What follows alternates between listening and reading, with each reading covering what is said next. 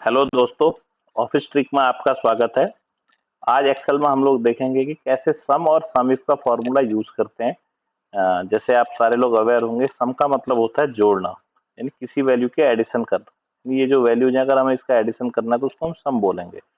अब एडिशन करने के तो हमारे पास कई तरीके हैं। एक तो ये तरीका है कि हम यहाँ पे जाएं, इक्वल टू लगाने के बाद हर एक वैल्यूज को प्लस करते जाएं, फिर प्लस, फिर प्लस, फिर प्लस, ऐसे करते जाएंगे तो इससे हमारी एक वैल्यू निकल के आ जाएगी। पर ये वैल्यू क्या है, जहाँ पे हमारे लार्ज नंबर ऑफ डेटा आ जाए वहां पे ये सक्सेस नहीं हो सकता है। तो इसको, इस चीज के लिए हमारे पास फॉर्मूला है, उसको बोलते हैं सम, इक्वल टू सम। और इसके बाद इसका नंबर 1 से लेके रेंज ले लेंगे। इसकी क्या रेंज है, रेंज लिया और ब्रैकेट क्लोज किया तो एक अमाउंट आ जाएगा। यानी यहाँ पे एक अमाउंट आ गया 2,10,153 रुपये।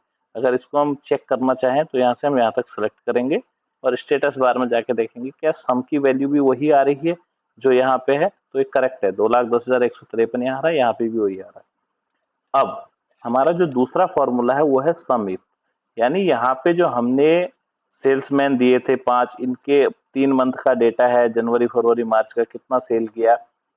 टोटल तो हमने निकाल लिया कि इतनी सेल हुई, अब हमें ये देखना है कि इस सेल्समैन ने कितना सेल किया।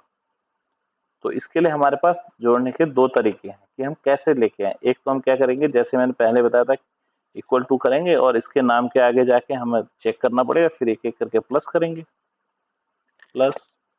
उसके बाद फिर कहीं से हम ढूंढेंगे राम और फिर उसका एंटर। तो ये दिखा रहा है कि 30,500 का सेल किया है। अब हम एक काम करते हैं, इस वैल्यू को यहाँ पे लिख लेते हैं बगल पे, 30,500 आया था। अब ये तरीका क्या है, छोटा सा डेटा सेट है तो आप कर भी सकते हैं, पर ये तरीका वो सही नहीं है जो हमें यूज करना चाहिए। जहाँ पे लार्ज नंबर ऑफ डेटा होता है वहां के लिए हम लोग क्या यूज करेंगे, उसको बोलते हैं sum if, equal to sum if. पहला है बोल रहा है रेंज, यानी किस रेंज का हम लोग इफ कंडीशन जो लगा रहे हैं कि कहाँ से हमें सम करना पड़ेगा, वो रेंज ले लेंगे पहले। ये हो गई हमारी सम इफ की रेंज। अब इस रेंज के बाद हम ले लेंगे क्राइटेरिया।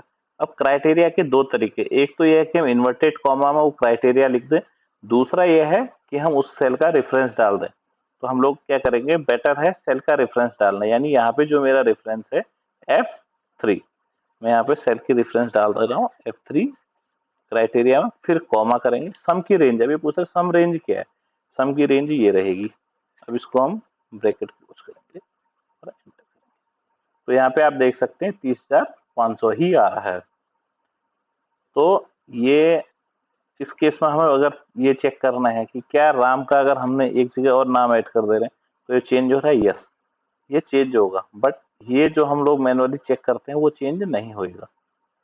तो हम लोग क्या करेंगे, इसको काउंट सम इफ यूज करेंगे। अब दूसरा, मेरे को सेम औरों के लिए भी चेक करना, तो मैं क्या करूंगा, फॉर्मूला ड्रैग कर दूंगा।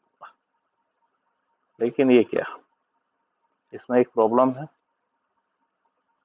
कि ये फॉर्मूला तो यहाँ पे जाके देखेंगे तो सेकंड वाले से शुरू हो रहा है। तो कुछ हम इसके लिए क्या कर सकते हैं, इसके लिए हमें क्या करना पड़ेगा, हम जाएंगे फॉर्मूले पे, इसको लॉक करना पड़ेगा इसकी रेंज को। तो C3 को लॉक करना है तो C और 3 के बीच में कर्सर रख के F4 दबाएंगे, C17 में, C और F के इसमें F3। ये हमारी क्राइटेरिया, क्राइटेरिया हमें नेक्स्ट कॉलम की, नेक्स्ट सेल की लेनी है, तो ये अपने आप रहेगा D3 और D17 लॉक कर देंगे और एंटर करेंगे।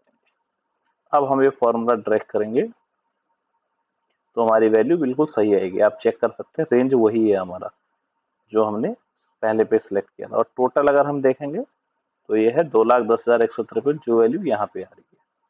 तो इस तरीके से जहाँ पे हमारे पास लार्ज नंबर ऑफ डेटा होता है, कैलकुलेशन करनी होती, तो वहां पे हम कंडीशन लगा के सम कर सकते हैं कि मुझे राम का ही केवल सेल चेक करना है तो राम के लिए कंडीशन लगा देंगे कि यहाँ पे राम रहे। अगर मुझे यहाँ पे चेक करना है कि राम नहीं, यहाँ पे मेरे को श्याम किया जाए, तो मैं यहाँ पे श्याम लिख दूंगा, ये आ गया 47,200। यहाँ भी वही दिख रहा है क्योंकि श्याम का क्राइटेरिया हमने लगाया। तो इस तरीके से हम सम और सम इफ का फॉर्मूला यूज कर सकते हैं। आज के लिए इतना ही, थैंक यू।